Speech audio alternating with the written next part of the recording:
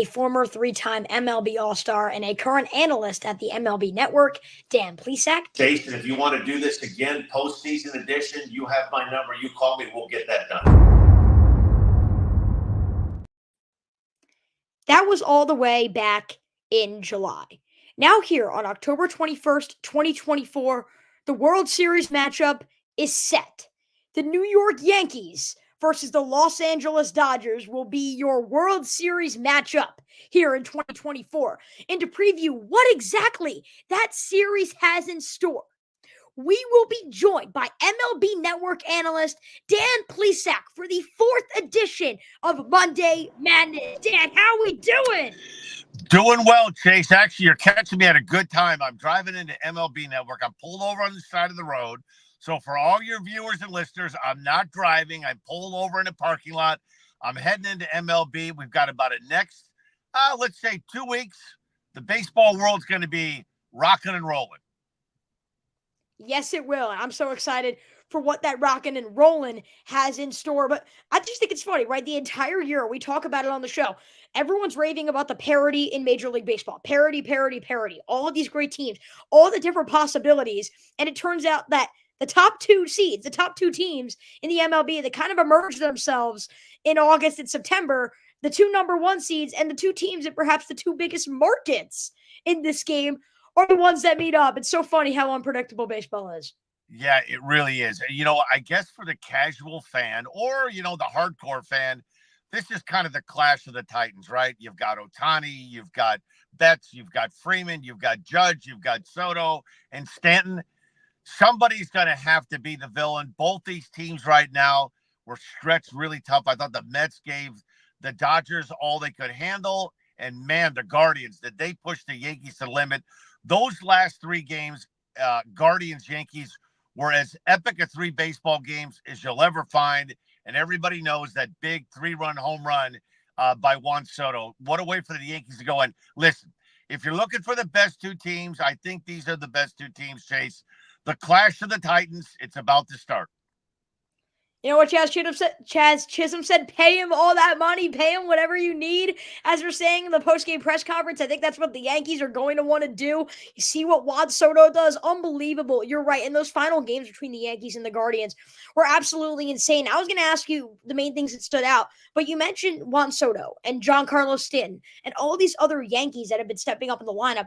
The whole worry that I had and many had about the Yankees was outside of Aaron Judge and Soto, do they have the firepower? And Judge hasn't even had a terrific postseason by Aaron Judge standards, but Juan Soto, Giancarlo Stanton, and other guys on this team have stepped up when they needed to. To me, that's the pedigree of a championship team. Yeah, it really is. And a guy that has really stepped it up in October, Gleyber Torres. He had a subpar season for the most part, started playing well towards the end of the year in September. He's a guy Yankee fans want to have up with a runner on third and less than 2 outs. And I'll give you another guy, an unsung hero. Lefty Tim Hill got some big outs in that series against the Guardians.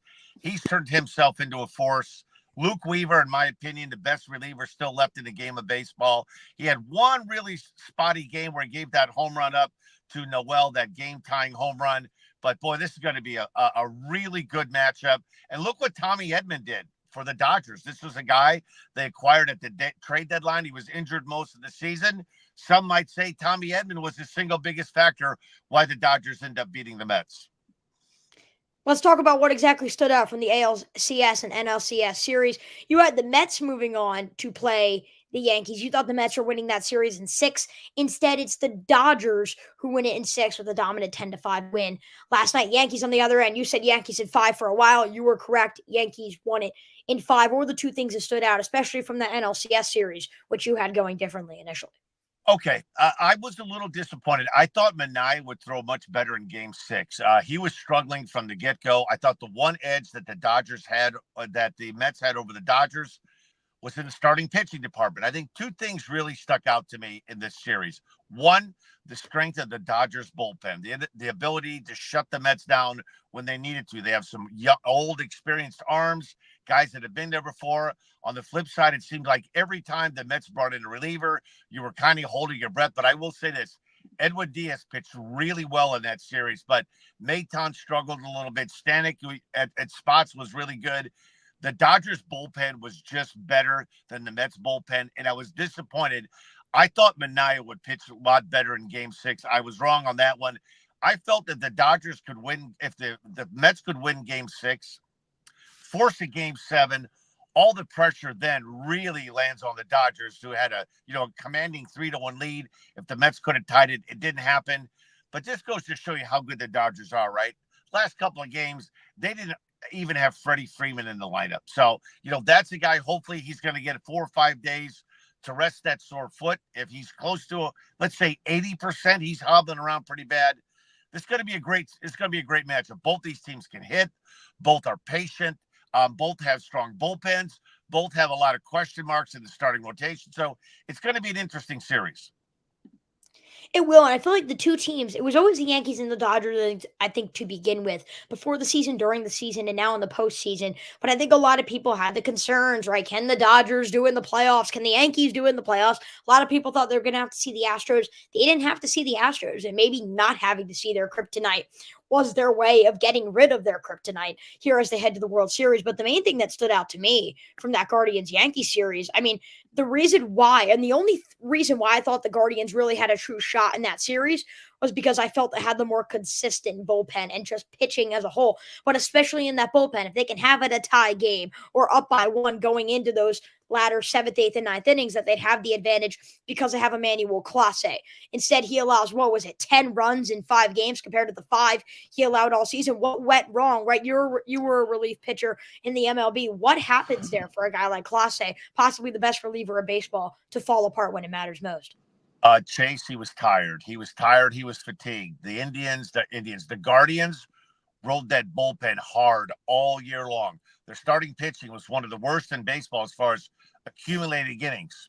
Cade Smith was brilliant. Even he struggled in Game 5. He gave up 3 runs, a guy that's literally been untouchable. I think what you saw was a team that for 162 games to win the Central, they didn't get a lot out of their starting pitching besides Bibee. And I think that came back and bit them in the long run. Those guys, they pitched a lot. The Yankees had an opportunity to see them several times in that series. And the advantage you have in the bullpen is the element of surprise, right? You might face a guy in June. You might not play the Guardians again until September. So you really don't get a chance to see Smith. You don't get a chance to see Clase a whole lot. And unfortunately for the Guardians, that bullpen was used a lot during the season. It was used a lot in the series against the Tigers, and it was used a lot against the Yankees. They just wore down, Chase. I felt really bad seeing Cade Smith in Game 4, a guy that had been so good. He was out there, and he went from throwing 97, 98 to 93, 94. They were tired. They were battered. But I'll tell you what, a gutsy performance by the Guardians, a team that rode the bullpen. Chase, this is what you have to guard against in the month of October. We all know that bullpens are so important now, particularly when you get in tournament baseball in October. But the problem is if you rely on that bullpen all season long, several of those relievers for the Guardians were well over 75 games pitched. They're tired. October baseball is high stress, man. One pitch makes a difference.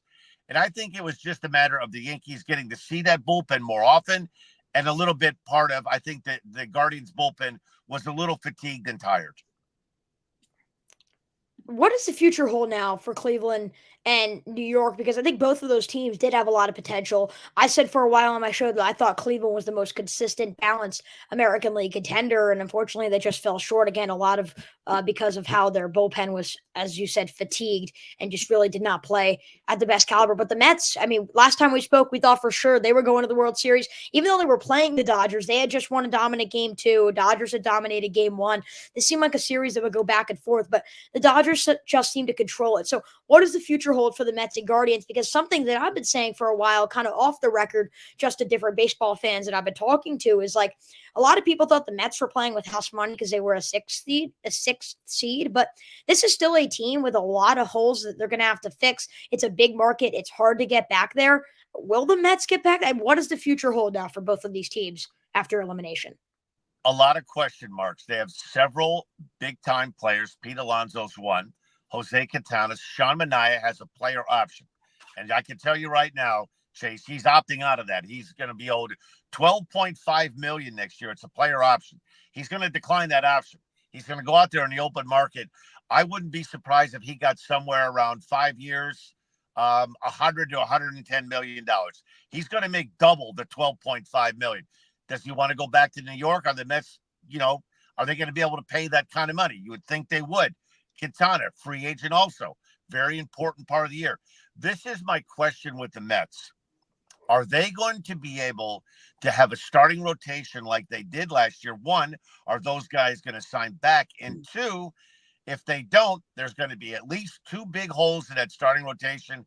And then what do they do with Pete Alonso? That's the $1 million question. You can say what you want about Alonso, but he got him through that series in Milwaukee when he hit the big 3-run home run off of Devin Williams. He hit the big home run to continue this series, the last game in New York in Game 5. A lot of questions for the Mets. A lot of positives this year, but I think more than any team, they're going to have a lot of question marks. Can they fulfill another starting rotation? Can they bring them guys back? And on the flip side, the Guardians, I'm a little worried about the Guardians. This is why. When you run bullpen guys out there 75, 80 times a year like they did this year, normally there's a fall off in year 2. If the Guardians don't somehow develop, sign, trade, or whatever they do to upgrade that starting pitching, they're going to have a hard time duplicating what they did this year because Chase relievers are very volatile. One year they're good, the next year they're worn down. And if you rely on your bullpen going into the season being your strength, you've got some problems. They're going to need to find some innings in that starting rotation. Yes, they will. Interesting offseason for both teams. Now, something we usually don't do, we usually just take questions from the chat. We are going to have a call-in here on Monday Madness. So, Dan, we'll have one more person join us for one question. It is Matthew Heiserman of Highlight Haven, another YouTuber. Matthew, thank you so much for coming on. We appreciate you calling in. Yeah, absolutely. Awesome show that you guys have. I was just curious. I'm not the biggest fan of baseball. I can't talk the most about baseball. I'm not necessarily that knowledgeable about it. But I was wondering, I don't know what the record is in terms of, viewing, how many people watch it. Is this going to break those records, though? Is this going to be the most watched World Series of all time? Matt, it's going to be the most series watched globally because the Japanese market to watch Ohtani is absolutely incredible. I believe one of the games against the Mets, the viewership was somewhere around 8 to 10 million viewers, like 3 times what the viewership was here in the United States. This is a marquee matchup. I think everybody wants to see Ohtani. They want to see Judge setting records. I don't know if they're going to set records in the U.S. market, but I guarantee you they're going to set all kinds of records in the international market because the people in Japan, they can't get enough of Ohtani, and they're hoping that Ohtani does some big things. Yeah, Dan, please be sure. I know you saw there. Back up your camera. We would love to see you as you do make these incredible takes here, our MLB Network analyst. So, Matthew, to also answer your question, I think we talked about this as well. It's just about the fact that, again, we talked about this previously, but Dan on the show, the Subway Series ratings, I don't think would have been that good. I think it would have been interesting for baseball. It would have been great for the Northeast market. But I think in a sense, the fact that we have New York versus LA, not only doesn't entice that global market you were talking about with Ohtani, but I think it's good just for the general market as a whole. I couldn't agree with you more. The biggest key is to keep fans in the Midwest and the West interested in baseball that aren't necessarily Yankees, Red Sox, Mets, Phillies. The Dodgers and Giants are the big tickets out west. But when you have the names that you have in this series, I think even the casual fan, I have a lot of people that are, say, football fans, they're big NFL fans. They can't get enough of Ohtani, and they're constantly asking me, hey, is this Ohtani guy really that good? And I think there's an intrigue to Ohtani that a lot of people have. And then you have some star power, Mookie Betts and Freddie Freeman. I would be surprised if the viewership for this World Series isn't enormous. I know it's going to be globally, particularly in the Japanese market. One of our biggest Yankee fan viewers, Jack Mano, with a comment, Yankees in 4 with the broom sweeping. We are going to get into predictions later, but where do you see this series going, right? Like in that Mets-Dodger series, it seemed like one team was dominating each game. We didn't really have any of those nail-biter, come down to the wire type games. Are we going to see that in the series? Jack, thank you for the comment. Or is this going to be something where the Dodgers can sweep it or where the Yankees can sweep it? No, there will be no sweep in this series. These teams are too evenly matched. Both teams have a lot of issues with starting pitching. Don't be surprised if a lot of these games are 7-6, 6-5. I don't think they're going to be low-scoring affairs. Both these teams have used their bullpens a lot.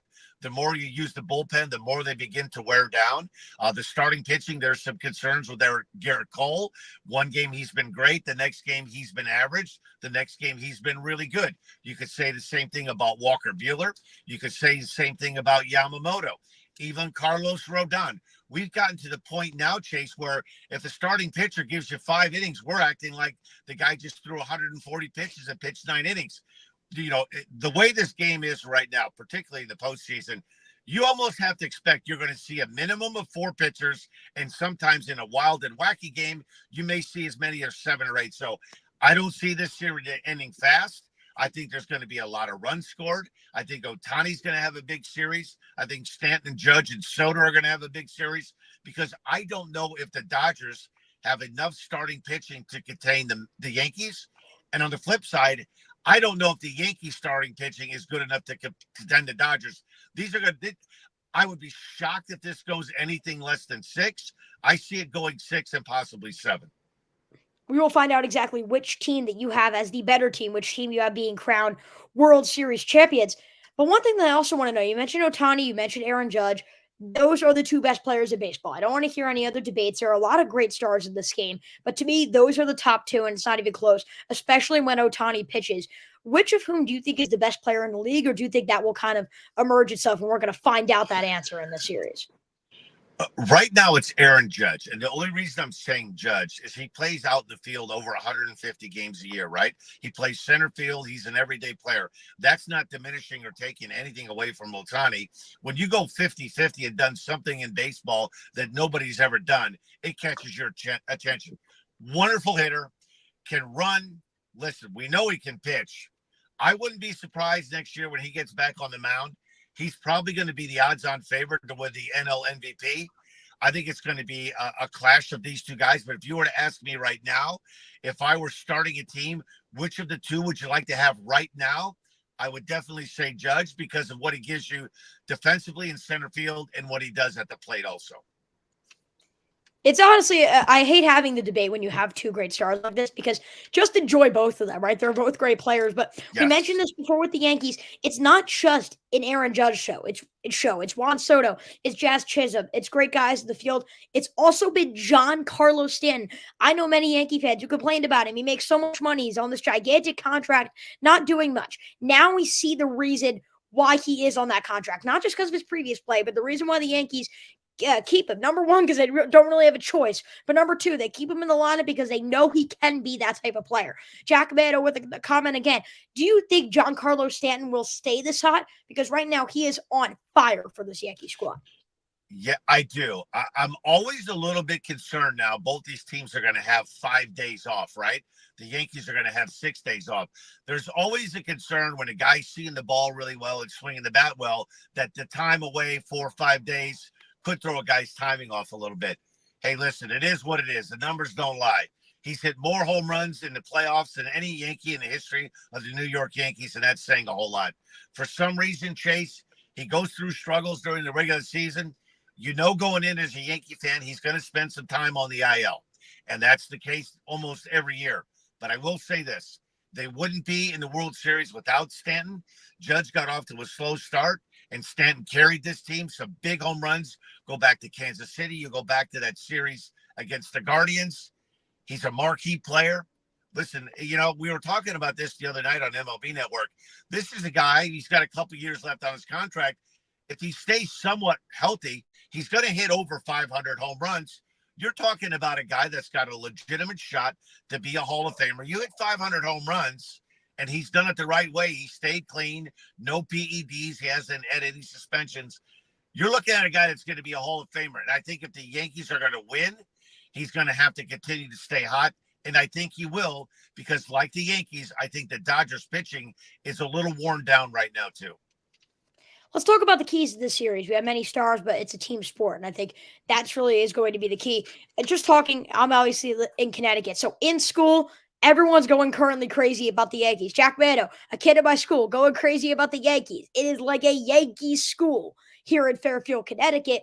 And what I've been trying to explain is this series could go either way. To me, if this is a series where we are tied going into the sixth, seventh, eighth, and ninth innings, I think that favors Los Angeles. But again, I think the one concern, what are you going to see from Yamamoto? What are you going to see from the Dodgers starting pitching? To me, if the Dodgers can stay in it in these games with the way that their starters play and then just rely on their bullpen, there is where the opportunity is. But I don't know if they can do that. So what do you think about that? And are the Dodgers going to be able to hang around with this Yankees team if their rotation doesn't live up to par? Yes, because they can score runs. That Dodgers lineup is very deep. Tommy Edmonds had a great series against the Mets. Teoscar Hernandez, who struggled early on in the series, had a really good game 5 and game 6. There's some thunder in that lineup. They're a patient team. Max Muncy's back swinging the bat really well. I don't think there's an overall favorite in either one of these teams. I think it's going to be the same scenario with both teams. I do think that the Yankees starting pitching right now is a little bit better than the Dodgers. And that's why I'm kind of leaning more towards the Yankees, because outside of Walker Buehler and Yamamoto, the Dodgers really don't know what they're going to get. Jack Flaherty was good early on in that series with the Mets, and he threw a clunker in game 5. His velo was way down. I think if Rodon and Cole pitch like they're capable of pitching, I think the Yankees have a little bit of an edge, but I still think they're going to be high-scoring games, and I think they're going to be back and forth. The key for me to the Yankees, Luke Weaver has to stay continually hot. He's probably going to have to get a couple of more than 3-out saves, probably have to come in the 8th inning every once in a while. Clay Holmes started to struggle again as that series wore on against the Guardians. For me, the key for the Yankees, they need Luke Weaver to have 7 more really good days in that right arm. And if he does, I think they're going to be okay. Are you a little concerned that you think the Yankees could possibly blow this in the starting rotation? Like, I trust Garrett Cole, but do you think there's a possibility Carlos Rodon just lays an egg and this series falls apart for the Yankees? Yeah, I mean, Chase, there's always that theory, right? But you could feel that way about Yamamoto, too. He Right. spent a lot of time on the IL, and Walker Buehler, he's been good. His last one was probably his best start. But I think both teams have question marks. I don't think either team going into this series can say, hey, we like our starting pitching is significantly better than the other team. It's going to be a battle of bats, a battle of bullpens. And I think the team that has the guys in the 8th and 9th inning that pitch the best is going to win this series. I just want to say before we break down our official predictions, we've talked about the keys, we've talked about the best players. Before we get into your official prediction, like we make every time we have Monday Madness about who we think is going to win this series, what do you think it means to have this matchup? Like a lot of modern baseball fans forget, this was the Brooklyn Dodgers. Like if this happened years ago, the New York Yankees and the Brooklyn Dodgers, I mean, this would be an incredible matchup for baseball. And not that it isn't now, it's still LA versus New York, but especially the history between these two teams. What does it say, the fact that they are currently right there, both alive, both being like these all-time classic teams facing off in the World Series? I think that it's really good for baseball right now. And listen, we talked in the last episode about having some new teams in, right? Like last year, we had the Rangers, we had the Diamondbacks, but the casual baseball fan by game 3 or game 4, outside of Corey Seager, there really wasn't a whole lot of marquee names that grab your attention to keep you interested in watching in baseball. Even the most casual baseball fans, they know who Shohei Ohtani is. And the most casual baseball fan certainly knows who Aaron Judge is and Giancarlo Stanton. This game has the star power. It has the name recognition to keep people engaged. And that's why I think it's going to be a fun series. I think it's going to be a well-watched series. For a lot of people in the Northeast that hate the Yankees, they want to see them lose. For people on the West Coast, like Giants fans that hate the Yankees, they're hoping that the Dodgers lose. There's a lot of good plots and storylines inside these two. Listen, they're two of the biggest marquee brands in sports. Dodgers, Yankees. You go globally and you ask somebody, hey, have you ever heard of the Yankees? Yeah, baseball. Heard of the Dodgers? Yeah, baseball. Yeah. They're global, iconic teams. And I think for baseball, it's going to be a great matchup. As Jack Manos says again, shout out to all the comments he's made in his viewership. A classic matchup. Jason Coburn, my dad, actually commenting, though, does Saturday night in this series as a whole affect the likelihood of Soto staying in New York?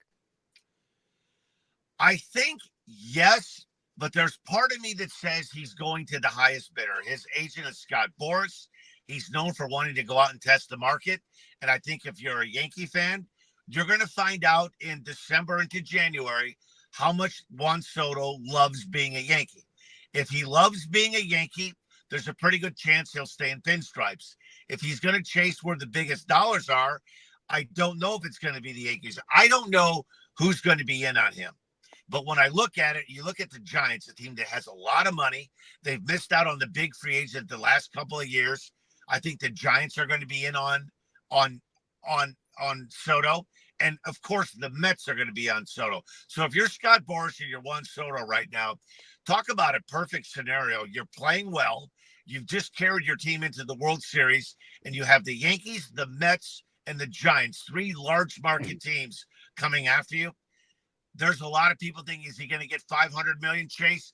I think wherever he goes, he's getting north of $500 million. You mentioned even Baltimore. Like, are there any other dark horse teams that you think if they see something here, they may want to make a shot at him? I think the only two teams that jump out to me would be a couple teams could probably afford him. You'd have to throw the Cubs in the mix. The Cubs have a lot of money. They have their own TV station, the Marquee Network. They've got a great fan base. And kind of my wild card team would be, this is a little crazy to say, like the Seattle Mariners. They could use a massive bat in their lineup. Now, the Mariners aren't normally a team that they go out there and they spend that kind of money on one big-time free agent. They need hitting, though. They have the pitching. They do, Chase. They need hitting in the worst way. I don't know if they want to spend that kind of money. I see the Mariners maybe packaging one or two of their young starters to get a big-time bat in return. But I would have to say a long shot would be the Seattle Mariners. And I think anytime there's a big name out there, the Cubs are probably going to kick the tires on Soto also. Dan Plesac, this has been awesome. Jack Mano, Jason Coburn, Matthew Heiserman, shout out for your involvement in this episode. We appreciate all the support that we have gotten. The NBA season starts tomorrow, but the MLB season is wrapping up. We have our finals matchup. You mentioned it. It's two of the most recognizable brands, not only in baseball, but in professional sports. The New York Yankees, the Los Angeles Dodgers. A rich history with some of the most talented players in Major League Baseball. Who's winning it? I'm going to go the Yankees in 7 games. I've got a call. They're going to score off the Dodgers bullpen in the top of the 9th inning on Game 7, and it's going to be an unsung hero. Shortstop Anthony Volpe is going to hit a base hit down the line to drive in a couple of runs. It's going to be a great series. I'm slightly leaning towards the Yankees in 7. Dan, we will see what happens. I am really looking forward to seeing what does happen. I think this could go either way. I love your 7-game prediction. I'm also going to go New York Yankees in 7 games. I just think that I feel like I've been trying to doubt the Yankees as an Orioles fan. There's never a reason to cheer for the New York Yankees. But at the same time, Jack Manos happy, a Yankee fan. Yes, Dad. For me, I just have to ride with the New York Yankees. I think they have the talent, and I think you're right. This team, the reason why they've been so good in the playoffs, the reason why I was concerned, do they have the firepower outside of Aaron Judge and Juan Soto? The answer is yes, and they've shown that in the postseason, and I think someone like a Volpe or an unsung hero will get it done. I'm looking forward to seeing what happens. This is going to be an incredible World Series. Dan, we'll have you on next Monday. During the middle of the series, we'll kind of break down a mid-World Series reaction, what we saw for the previous 3 games, what we could see in possibly the next 3 or 4. We will have you back on next week, I assume, and of course, assuming you are available to preview this. We wish you the best of luck. We will be watching you on the MLB Network. What a series we have in our hands. Dan, thank you so much. You got it, Chase. Let's do it again, big boy. Let's do it. I would love it. Thank you guys so much for watching alongside Dan Plesac of the MLB Network to preview the MLB World Series between the Yankees and Dodgers here on Monday Madness live on the Chase Sports News YouTube channel. I'm your host, Chase Coburn. We will see you next time right here from Chase Sports News.